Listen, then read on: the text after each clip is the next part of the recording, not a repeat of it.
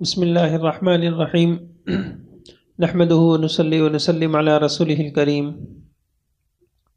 5 اصول آ چکے تھے گھرداری سے متعلق بنیادی اصولوں میں، رہنما اصولوں میں۔ ایک اصول کامیاب گھرداری کا یہ بھی ہے کہ اشیاء کی خریداری، اس کے استعمال، اس کی حفاظت، ان سے متعلق اہم امور یہ معلوم ہونا چاہیے کہ گھرداری میں سب سے زیادہ ضروری باتیں کون سی ہیں، کن کن چیزوں کی روز اور کن اشیاء کی مہینے میں ضرورت ہوتی ہے، کون سی چیزیں وقتاً فوقتاً موجود رہنا ضروری ہیں، ہر وقت کے لیے کیا کیا موجود رہنا چاہیے، کب خریدنا ہے، کیا خریدنا ہے، کتنا خریدنا ہے، کتنے میں خریدنا ہے، کہاں سے خریدنا ہے، لا کر کہاں رکھنا ہے، کیسے استعمال کرنا ہے، ان چیزوں کی حفاظت کیسے کرنی ہے، نگرانی کیسے کرنی ہے، ضائع ہونے سے کیسے بچانا ہے، یہ سب ایک عورت کو آنے چاہیے۔ مثلا سب سے پہلے کب خریدنا ہے، تمام چیزیں ضروری ایک ہی مرتبہ مہینے یا ہفتے میں منگا لینی چاہیے، تھوڑی تھوڑی منگانے میں برکت نہیں ہوتی۔ خریداری ایک مرتبہ کیجئے، ایک ہفتے میں ایک بار سے زائد خریداری دور حاضر میں وقت کے ضیاع شمار ہوگا۔ اللہ نے وقت بہت قیمتی چیز دی ہے، یہ اس لیے نہیں ہے کہ یہ بازاروں کے اندر ضائع کیا جائے۔ ہم بندگی کے لیے آئے ہیں، عبادت کے لیے آئے ہیں، اللہ کو راضی کرنے کے لیے آئے ہیں، آخرت کو بنانے کے لیے آئے ہیں۔ ایسے ہی جیسے عید کی تیاریاں ہیں تو شعبان میں کر لینی چاہیے، رمضان کے مبارک لمحات، خاص طور سے شب قدر کی مبارک راتیں، یہ بازار میں ضائع کرنا ہے بڑی محرومی کی بات ہے۔ اگر رمضان سے پہلے ہی اس کے لیے فکر ہونی چاہیے، کوئی لائحہ عمل ہونا چاہیے۔ رمضان کا مہینہ تو ترک دنیا کے لیے ہے، وہ تو اللہ سے تعلق بنانے کے لیے۔ تو یہ ایک اصول سامنے آیا، خریداری کب کرنی چاہیے، کیا خریدنا ہے۔ ان چیزوں کی خریداری سے بچیں جو آپ کی خصوصی توجہ مانگتی ہیں، مثلا نقش و نگار والی اشیاء، اگرچہ وہ سستی مل رہی ہیں مگر آپ کو ان کی ضرورت نہیں تو آپ انہیں مت خریدیں۔ ایسے ہی وہ چیزیں نہ خریدیں جن کے لیے جگہ نہیں آپ کے پاس یا خصوصی جگہ کے اہتمام کی ضرورت ہے۔ پھر یہ ایک اہم بات ہے، ضروری نہیں ہے کہ آپ مشہور برانڈ والی چیزیں کھائیں۔ غیر ملکی سرمایہ کاروں کو رائلٹی دینی پڑتی ہے، اس کے بجائے آپ اپنے دوستوں اور رشتہ داروں کے ساتھ ہفتے وار یا ماہانہ چھٹیوں کے دوران 1 ڈش پارٹی کرنے کی کوشش کریں۔ کتنا خریدنا ہے، خرچ کا اندازہ کر کے جتنا منگانا ہو اتنا ہی منگائیں، زیادہ نہ منگائیں، قرض نہ لیں۔ ضرورت کی چیز بقدر ضرورت ہو، ایسا نہ ہو کہ ان کے نہ ہونے سے یا کم ہونے سے سخت تکلیف ہو، وقت پر مانگنا پڑے، خود کو شرمندگی ہو، دوسروں کو ناگواری ہو، یا اتنی زیادہ چیزیں ہوں گھر میں کہ ڈھیر لگ جائے، رکھنے کی جگہ نہ ہو۔ اعتدال ہونا چاہیے، اسراف سے بچنا چاہیے، بد نظمی سے، بد انتظامی سے بچنا چاہیے۔ ایسے ہی حضرت علی میاں کی والدہ لکھتی ہیں، جو چیزیں منگاؤ اس کا ریٹ، اس کا نرخ، اس کا ریٹ دوسروں سے معلوم کر لو، اگرچہ پیسے ہی کی کیوں نہ ہو۔ اگر تم جانچ نہ کرو گی تو لوگ تمہیں بے وقوف سمجھیں گے۔ بہرحال یہ کچھ باتیں سامنے آئیں، کیسے استعمال کرنا ہے۔ حضرت علی میاں کی والدہ لکھتی ہیں، اچھا انتظام کرتی رہو تو تمہیں قریب بہرحال یہ اپنے زمانے کے اعتبار سے لکھ رہی ہیں کہ بہت قدیم کتاب ہے کہ اگر اچھی طرح انتظام کرتی رہو تو تمہیں قریب چیز بچ جائے گی، خرچ بچ جائے گا، اس سے دوسرا کام ہو سکتا ہے۔ جو عورتیں منظم ہوتی ہیں وہ اپنی انتظامی صلاحیتوں کی وجہ سے چیزوں کو ضائع ہونے سے بچا لیتی ہیں، اور پھر جو بچت ان کے پاس ہو جاتی ہے اس سے کوئی زیور بنانا ہے، کوئی کپڑے لینے ہیں۔ اور فرمایا مگر مردوں سے چھپا کے کرتی ہیں، ان سے ضرورتیں پوری کراتی رہتی ہیں، بعض ایسی ہوتی ہیں کہ پریشان کر کے فرمائشیں پوری کراتی ہیں، یہ برا کرتی ہیں۔ جب ان کو آرام دیا تو سب بیکار ہے۔ دیکھیں یہ پرانے زمانے کی عورتیں ہوتی تھیں، ان کے پاس ڈگریاں نہیں ہوتی تھیں لیکن ان کی سوچ بڑی پیاری ہوتی تھی۔ میں کہا کہ شوہر کو آرام دینا، میرا مقصد تو یہ ہے کہ جو کچھ کرو انہیں آرام کے لیے کرو، جس کی وجہ سے راحت پہنچتی ہے، اگر وہ نہ دیتے تو تم کہاں سے کرتی؟ وہ فرماتی ہیں میں تمہیں سب چیزیں ضرورت کی تدبیر کے ساتھ بتا چکی ہوں، اگر اس پر بھی تم نہ کر سکو تو تمہاری نالائقی ہے، تمہارے گھر والوں کی بدقسمتی ہے۔ تم یہ کہو کہ سب تو منگاتی ہوں مگر پورا نہیں ہوتا، یہ بالکل غلط ہے۔ میں یہ کہوں گی کہ تم میں انتظام کا مادہ نہیں، تم کچھ نہیں کر سکتی۔ حضرت پیر ذوالفقار صاحب عورتوں کو نصیحت کرتے فرماتے ہیں گھر کے اندر بعض چیزیں ایسی ہوتی ہیں جن کی ہنگامی طور پہ اکثر ضرورت پڑتی رہتی ہے، ان کو گھر میں مناسب جگہ ہر وقت تیار حالت میں رکھیں تاکہ پریشانی سے بچ جائیں۔ مثال کے طور پہ ہر عورت اپنے گھر کے اندر ایک چھوٹا سا فرسٹ ایڈ باکس، ابتدائی طبی امداد کا باکس بنانا چاہیے۔ عورتیں عموماً اس طرف توجہ نہیں کرتی، لہٰذا چھوٹی چھوٹی چیزوں کے لیے ان کو ڈاکٹروں کے پاس جانا پڑتا ہے۔ ذرا سا کسی بچے کو زخم آ گیا تو کہتی ہیں اچھا چلو جی ڈاکٹر کے پاس۔ اب ڈاکٹر کے پاس تو بچے نے جانا ہے، ماں اس کے ساتھ ویسے ہی جا رہی ہے۔ جب ایک عورت ایک غیر محرم ڈاکٹر کے پاس جائے گی تو اس سے بات بھی کرنی پڑے گی، کئی مرتبہ چہرہ بھی کھول بیٹھے گی، کئی مرتبہ پھر بات سے بات بڑھ جائے گی۔ اس لیے شیطان کے دروازے کو بند کرنے کا طریقہ یہ ہے روز مرہ کی جو دوائیں ہوتی ہیں یا چیزیں ہوتی ہیں وہ گھر کے اندر رکھ لی جائیں۔ سر درد کی گولی، بخار کی دوائی، یہ آسان سی بات ہے، ہر گھر کے اندر عورت اپنا فرسٹ ایڈ باکس بنا لے۔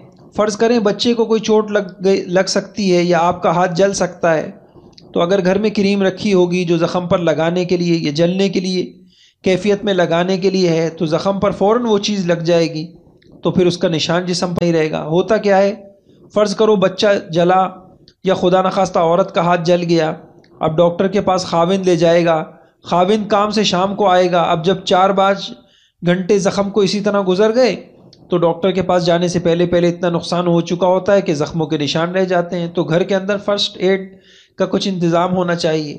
یہ عورت کے لیے دنیاوی اعتبار سے بھی دینی اعتبار سے بھی فائدے کا سبب ہے۔ عورتوں کو کوشش کرنی چاہیے کہ مرد ڈاکٹروں کے پاس حد الوسع نہ جانے سے پرہیز کریں تاکہ اللہ تعالیٰ غیر محرم کے فتنے سے محفوظ فرمائے۔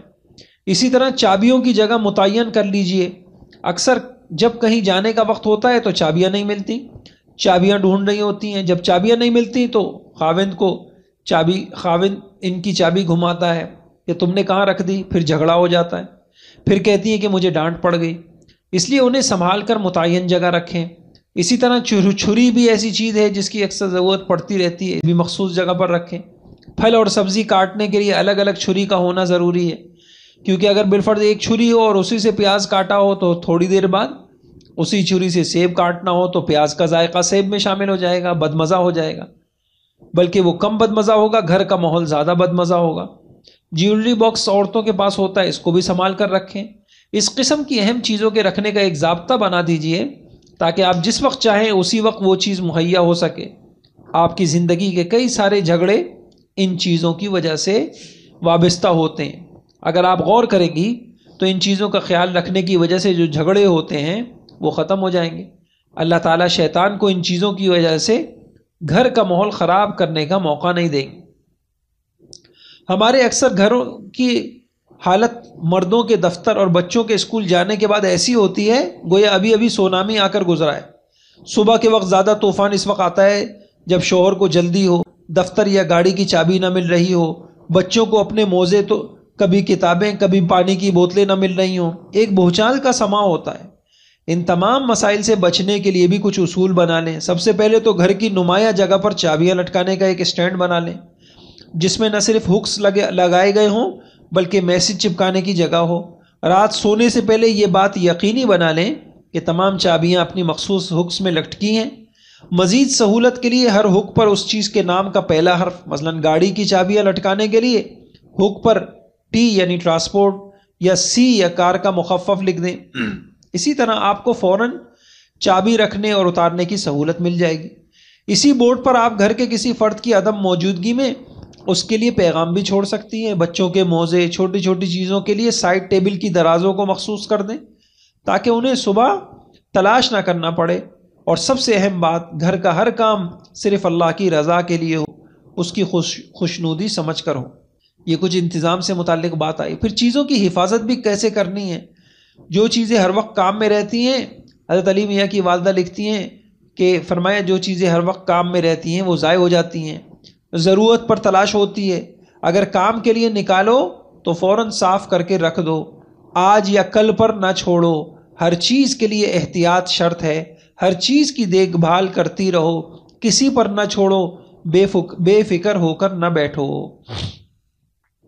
تو یہ بھی بڑا چھٹا اصول، بڑا اہم تھا، اور ایک انسان کا سلیقہ اور ایک انسان کی انتظامی صلاحیتیں وہ نکھر سکتی ہیں اس اصول کے تحت کہ انسان خریداری بھی اس کو آتی ہو اور اس کو پیسے کا صحیح استعمال بھی آتا ہو، چیزوں کا استعمال بھی اسے آتا ہو، چیزوں کو رکھنا بھی آتا ہو، چیزوں کو حفاظت کرنا بھی اس کو آتا ہو۔ تو ساتواں اصول صفائی ستھرائی، پاکی ناپاکی کا خیال ہے۔ پیر ذوالفقار صاحب فرماتے ہیں کہ گھر کو صاف ستھرا رکھیے۔ کچھ عورتوں کی عادت ہوتی ہے کہ طبیعت میں سستی ہوتی ہے، ہر وقت پھیلاوا ڈال دیتی ہیں۔ گھر کے اندر پھیلاؤ کا ہونا، چیزوں کا بے ترتیب ہونا، یہ اللہ تعالیٰ کو ناپسند ہے۔ حدیث میں آتا ہے ان اللہ جمیل یحب الجمال، اللہ خوبصورت ہیں، خوبصورتی کو پسند فرماتے ہیں۔ تو جب نبی کریم صلی اللہ علیہ وسلم نے گواہی دی کہ اللہ تعالیٰ خوبصورتی کو پسند کرتے ہیں، تو اس کا مطلب یہ ہوا گھر کی بکھری ہوئی چیزیں اللہ کو پسند نہیں آتی۔ لہٰذا عورت اس نیت سے اپنے گھر کو صاف ستھرا رکھے کہ میرے مالک کو یہ گھر اچھا لگے، میری محنت قبول ہو جائے۔ جب آپ گھر میں بیٹھی جھاڑو یا وائپر چلا رہی ہوں تو یوں سمجھیے گھر ہی صاف نہیں ہو رہا، بلکہ اللہ آپ کے دل کے گھر کو بھی صاف فرما رہے ہیں۔ تو گھر کا جھاڑو دینا، یوں سمجھیے میں بیٹھی بیٹھی اپنے دل کی ظلمت پر جھاڑو دے رہی ہوں۔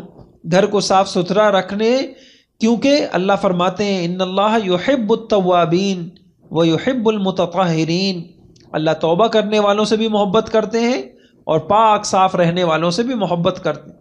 اس لیے ہر چیز کا صاف ستھرا ہونا، پاکیزہ ہونا، گھر کی ہر چیز کا سیٹ ہونا، یہ اللہ تعالیٰ کی خوشنودی کا سبب ہے۔ اگلی بات یہ ہے چیزوں کو ترتیب سے رکھیے، اپنے گھر کو سیٹ کر کے رکھیں۔ سیٹ کرنے کا یہ مطلب نہیں ہوتا کہ آپ کرسٹل سجائیں گی اور آپ اس میں سینکڑوں کی ڈالر کی چیزیں لا کر رکھیں گی، یہ سیٹ کرنا نہیں ہے، بلکہ جتنے وسائل اللہ نے آپ کو دیے ہوں، جیسے بھی ہوں، مگر چیز کے اندر صفائی ہو، سلیقہ مندی ہو۔ صفائی کے لیے ڈالروں کی ضرورت نہیں ہے، انسان نے اب کپڑے تو دھونے ہی ہیں، تو ذرا صاف ستھرے کپڑے رکھنے کی عادت رکھ لے۔ تو صفائی اور سلیقے کا ہونا گھر کے خوبصورت ہونے کی دلیل ہے۔ یہ ضروری نہیں کہ وہ ایسا چپس کا بنا ہوا ہو، ماربل لگے ہوئے ہو، تب جا کر گھر سجے گا، ایسا نہیں ہے۔ انسان کو جیسے وسائل اللہ نے دیے ہوں وہ اسی کے اندر اپنے آپ کو صاف ستھرا رکھے۔ ایسے ہی صفائی ستھرائی میں کام چوری، کاہلی، پاکی ناپاکی کا خیال نہ کرنا، یہ اچھی چیزیں نہیں ہیں۔ بستر کا سامان اٹھا کر کرسی پہ ڈال دیا، مونگ پھلی کھائی تو چھلکے بیڈ کے نیچے ڈال دیے، بیچاری ماسیوں کی صفائی کرتے کرتے ہی برا حال ہو جائے، کتابوں پر چائے کی پیالیوں کے نشانات نظر آ رہے ہوں، کپڑے الماری سے باہر جھانک رہے ہوں، ماسی نہیں آئی تو برتن بھی نہیں دھلے، یا پڑے سڑ رہے ہوں، پھر اپنی کاہلی کو دور کرنے کے بجائے ماسی پہ غصہ نکالا جا رہا ہو، انڈے اور گوشت کو دھوئے بغیر ہی پکانا شروع کر دیا، گیلے بچوں کے ہاتھ دھوئے بغیر پاک چیزوں کو لگانا شروع کر دیے، چھوٹے بچوں کے ناپاک کپڑے دھو کر بغیر پاک کیے بڑوں کے کپڑوں میں رکھ دیے، برتن میں بچا ہوا کھانا یا اس کے ذرات سنک میں ڈال دیے۔ یہی اشیاء پھر نالیوں میں جمع ہو کر کاکروچ کی افزائش کا سبب بنتی ہیں، جو خواتین کے لیے سنگین مسئلہ بن جاتا ہے۔ پھر بار بار صفائی کے باوجود ان کی تازہ دم فوج برآمد ہو کر آپ کو آزمائش میں ڈال دیتی ہے۔ بچا ہوا کھانا ہمیشہ ایسی جگہ پہ رکھیں جہاں پرندے یا جانور انہیں کھا لیں۔ آپ کے گھر سے اگر اللہ کی مخلوق کو بھی رزق میں حصہ لے لے تو آپ کو ان بے زبانوں کی دعائیں خیر و برکت ملے گی۔ گھر میں ایسی جگہ نہ ہو تو گھر کے باہر ایسی جگہ مخصوص کر دیں۔ اپنے گھر کی دیوار کے ساتھ اگر درخت ہو تو ایسی جگہ پر پرندوں کا ہجوم ہوتا ہے، روٹی کے ٹکڑے، بوٹیاں، ہڈیاں، چاول جو کچھ بچا ہو پرندوں کی چہچہاٹ، کووں کی کائیں کائیں میں سب ختم ہو جاتا ہے۔ اگر یہی کھانا ڈسٹ بن میں ڈالا جائے تو سڑ کر بدبو پیدا کرے گا، کیڑے مکوڑے گندگی کا سبب بنے گا۔ ڈسٹ بن کی صفائی کا بھی خیال رکھیں، یا تو اس پر شاپر لگائیں یا اس کو پانی ڈال کر جھاڑو سے صاف کر کے الٹا کر کے رکھیں تاکہ خشک ہو جائے۔ یاد رکھیں، عورت کا سلیقہ گھر کی ہر چیز میں نظر آنا چاہیے۔ صاف ستھرے کچن کو دیکھ کر عورت کے سگھڑ پن اور صفائی اور نفاست کا اندازہ ہو جاتا ہے۔ پہلے جب خواتین کسی لڑکی کو دیکھنے جاتی تو بہانے سے کچن پر ضرور نظر ڈالتی، کسی بہانے سے واش روم کا جائزہ بھی لے لیا جاتا۔ کہیں بے ترتیبی، بد نظمی، بد سلیقی نفاست پسندوں کے مزاج پر گراں گزرتی۔ آج کل امریکن کچن کے چلن کے اس معاملے میں خواتین کو بے بس کر دیا ہے۔ اب سجے سجائے کارپینٹر کی کاریگری کے شاہکار کچن کو دیکھ کر ظاہری صفائی تو نظر آ جاتی ہے، مگر اندر کا حال جاننے کے لیے بڑی مشکلات کا سامنا کرنا پڑتا۔ کیبنٹ کے اندرونی حد بعض اوقات بڑی ناقابل برداشت ہوتی ہے۔ اکثر خواتین یہ سوچ کر کہ باہر تو صاف ہے، اندر کی صفائی کا زیادہ اہتمام نہیں کرتی۔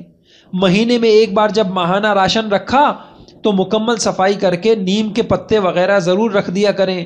کپڑے مار دوا اگر ڈالیں تو ایسی کہ جو بے ضرر ہو، احتیاطاً ڈالنے کی کافی دیر بعد تک اشیاء خوردونوش وہاں نہ رکھیں۔ کھانے پینے کی اشیاء صفائی ستھرائی کا بہت خیال رکھیں۔ بازار سے خریدے گئے پھل اور سبزیوں کو بغیر دھوئے کبھی استعمال نہ کریں۔ سادہ گرم پانی میسر آ جائے تو اس سے اچھی طرح دھونا بہت کافی ہوگا۔ خاص طور پر پالک اور اس جیسے دوسرے پتوں والی سبزیوں کو دھوتے وقت خصوصی توجہ دی جائے، کیونکہ ان میں بے شمار دراڑیں، شگافیں موجود ہوتی ہیں جہاں جراثیم پوشیدہ ہوتے ہیں۔ پلاسٹک کے اس تختے پر سبزیاں نہ کاٹیں جہاں کچھ دیر پہلے آپ نے قیمہ بنایا تھا یا گوشت کاٹا تھا۔ تختے کو ہر بار استعمال کرنے سے پہلے اچھی طرح دھو لیں۔ ریفریجریٹر میں کچھ پھل سبزیاں ہمیشہ تیار شدہ غذاؤں سے مکمل طور پہ الگ اور دور رکھیں۔ ان کی یکجائی جراثیم کو ایک دوسرے میں منتقل کر سکتی ہے۔ بچا کچا کھانا ریفریجریٹر میں حفاظت کے صحت مناسب طریقے سے محفوظ کریں۔ کٹے پھٹے یا خراش والے پھل اور سبزیاں بالخصوص ٹماٹر کو فریج میں رکھنے سے گریز کریں۔ کھانا پکانے کے تمام برتن بشمول کٹنگ بورڈ، چمچ وغیرہ استعمال کے بعد صابن اور گرم پانی سے اچھی طرح روزانہ کی بنیاد پہ دھوئے جائیں۔ بیت الخلاء سے باہر آنے کے بعد صابن سے ہاتھ دھونا انتہائی ضروری ہے۔ اسی طرح کھانے سے پہلے صابن سے ہاتھ دھونا یہ بھی اچھا ہے۔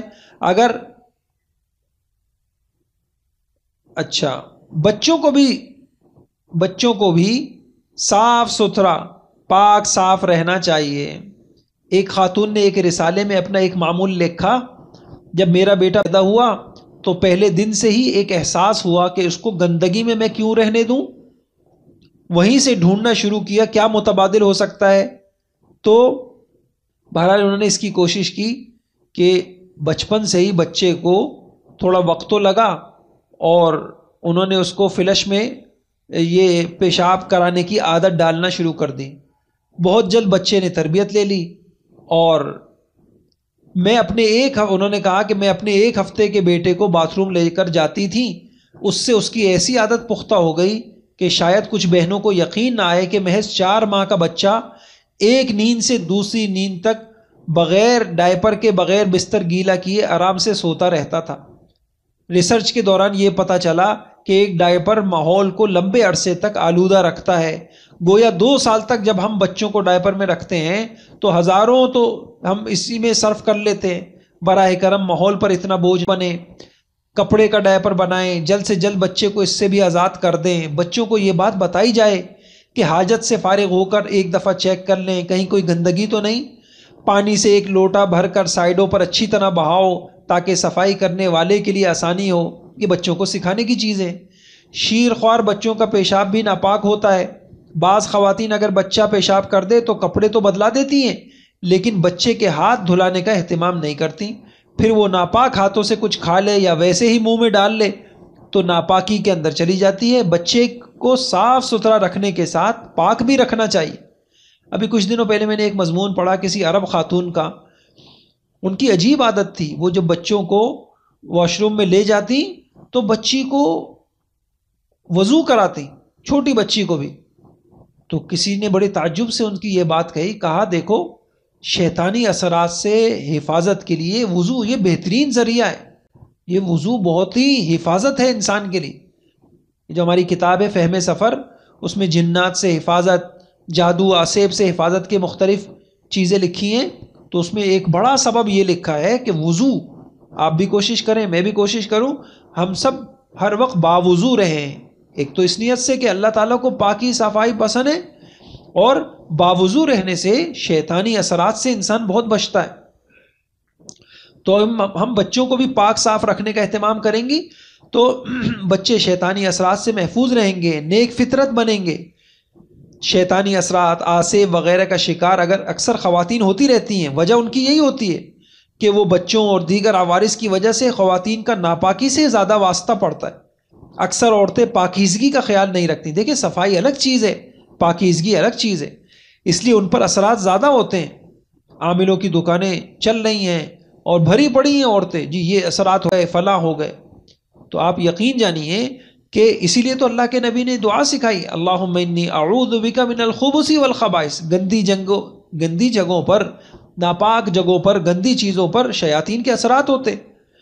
اکثر عورتیں پاکیزگی کا خیال نہیں رکھتی، اس لیے ان پہ اثرات زیادہ ہوتے ہیں۔ اکثر بچوں کو بلا وجہ رونا، کئی گھنٹے تک چیختے چلاتے جانا، سوتے میں ڈر جانا، یہ بھی پاکی کا خیال نہ رکھنے اور اس کی وجہ سے اثرات کا شکار ہونے کی وجہ سے ہو۔ اگر اللہ تعالیٰ نے آپ کو وسعت دی ہے تو ماسیوں سے کام ضرور کرائیں، لیکن خود بھی ساتھ میں لگیں۔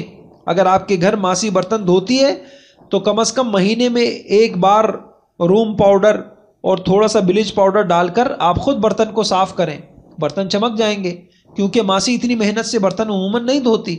چائے کے کپ کے کنڈے کی جگہ چاروں طرف سے اچھی طرح صاف کیجیے، پیندے کو بھی صاف کیجیے، چمچ کو آگے پیچھے پکڑنے کی جگہ سب اچھی طریقے سے صاف کیجیے۔ مضر اثرات والے مہنگے کیمیکلز کے بغیر بھی صفائی کی جا سکتی ہے۔ بہرحال یہ آپ کتاب میں خود پڑھ لیجیے گا۔